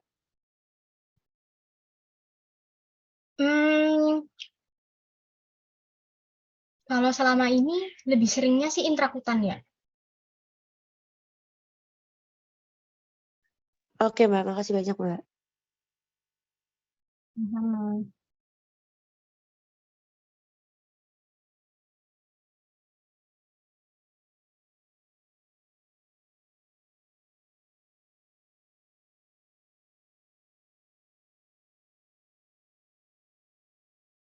Oke, ada lagi? Ada yang PT aku, Kam. Nah, kok nggak baca? Bedanya. Oke. Bedanya apa sih? Bedanya potensiasi sama sinergis apa, Mbak? Nah, tadi udah sih, kalau kan intinya efek obat ya, efek ya. Kalau ada 2 interaksi obat itu kan ada 2, yang sinergis sama antagonis. Nah, yang sinergis itu dibagi 2, adisi sama potensiasi. Jadi sebenarnya sinergis itu ada 2 gitu loh, dicabang jadi 2, adisi sama potensiasi. Adisi itu 1 + 1 sama dengan 2, potensiasi itu 1 + 1 sama dengan 5 gitu. Sudah paham? Paham, oke.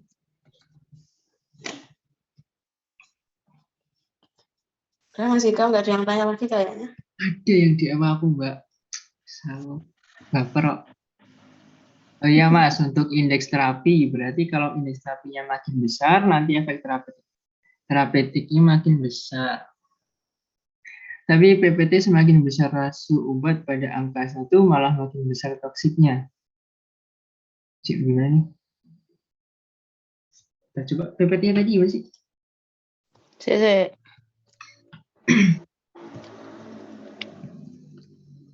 Yang LD ED ya. Ini kan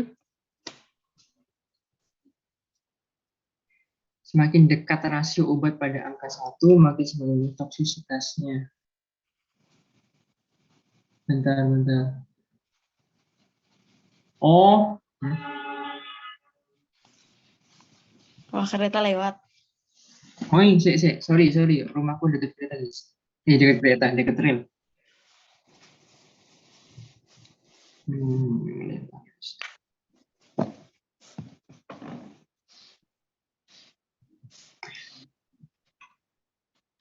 Oh, jadi emang ini tuh harusnya memang lebih dari 1 gitu loh, ngerti nggak sih? Jadi kalau semakin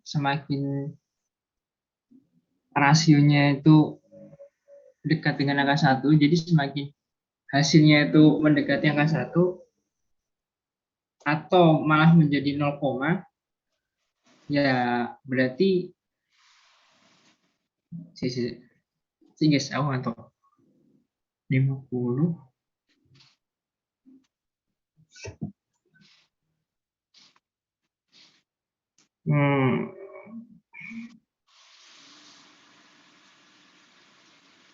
Letalus.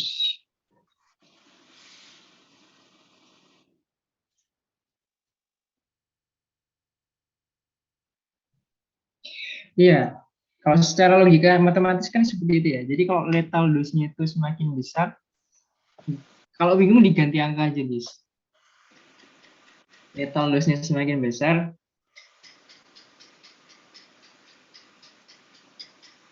berarti kan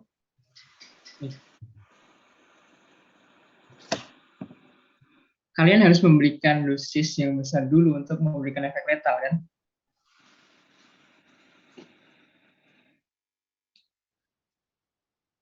Jadi rasionya harusnya lebih dari 1.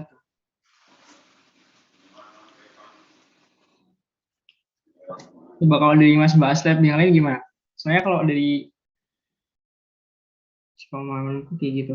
Pertanyaannya boleh diulang nggak?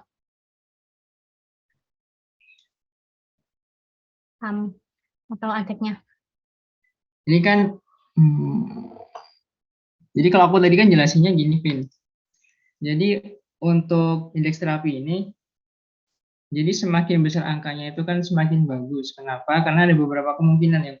Kemungkinan pertama, kalau semakin besar angkanya hasilnya ini kan berarti pembilangnya itu kan lebih besar atau penyebutnya semakin kecil gitu kan.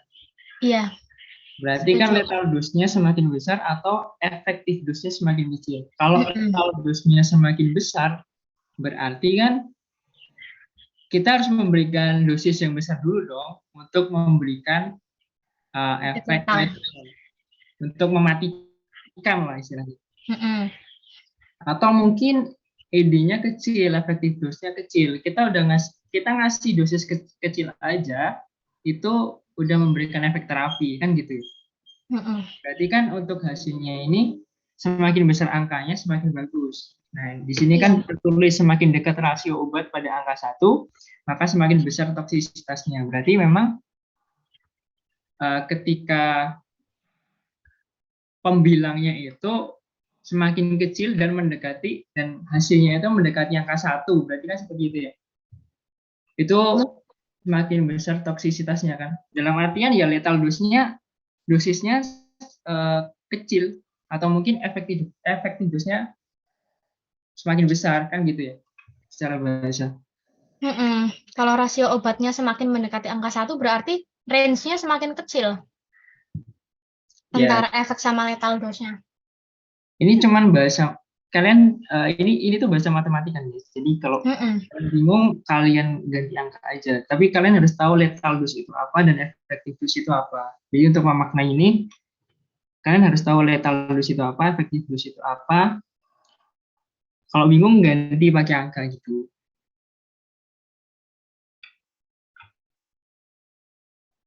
Soalnya ini siapa nih gak dikasih nama? Gimana? Paham nggak?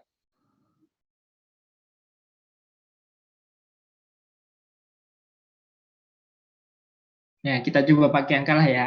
Misalnya tadi lethal dose-nya 500 mg, efektif dose-nya 100 mg. Berarti kan hasilnya 5 ya, perbandingannya 5:1. Nah, kalau kita turunkan lethal dose-nya, tak kasih 200 mg udah memberikan efek lethal. Sedangkan efektif dose-nya tetap sama 100.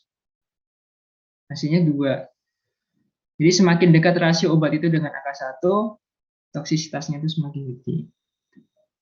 Maknanya seperti itu. Atau mungkin kalau aku tadi kan tak balik. Cuma gitu aja sih. Ini pakai angka aja. Ini bahasa matematis.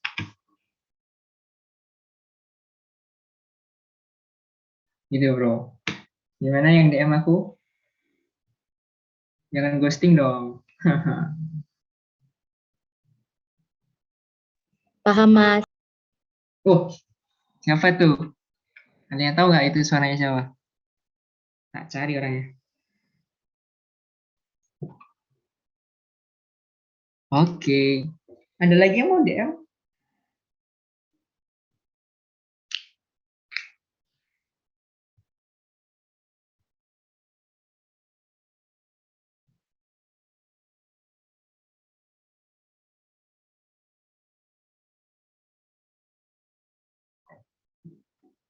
Permisi Mas, Mbak, saya ingin bertanya, lebih ke memastikan lagi sih Mbak, mengenai sinergis, adisi, sama potensiasi. Itu kok beda sama yang di PPT ya Mas atau Mbak?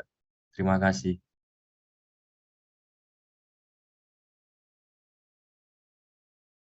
Bedanya gimana? Sorry. Tes. Ya, baik. Kalau di PPT kan tulisannya sinergis itu contohnya 1 tambah 1 sama dengan 5. Kalau adisi itu 1 tambah 1 sama dengan 2. Kalau potensiasi itu 1 tambah 0 sama dengan lebih dari 1. Itu gimana Mbak maksudnya? Sebentar ya.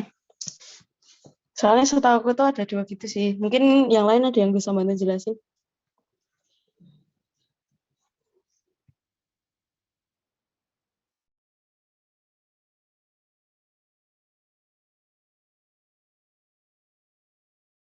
Tadi yang potensi sih gimana? 1 tambah 0.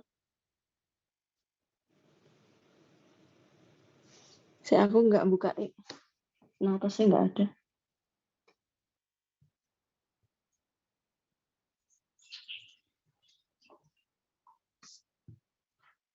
Gimana? Tolong jelasin dong. Yang di notesnya. Di PPT itu nggak ada notesnya.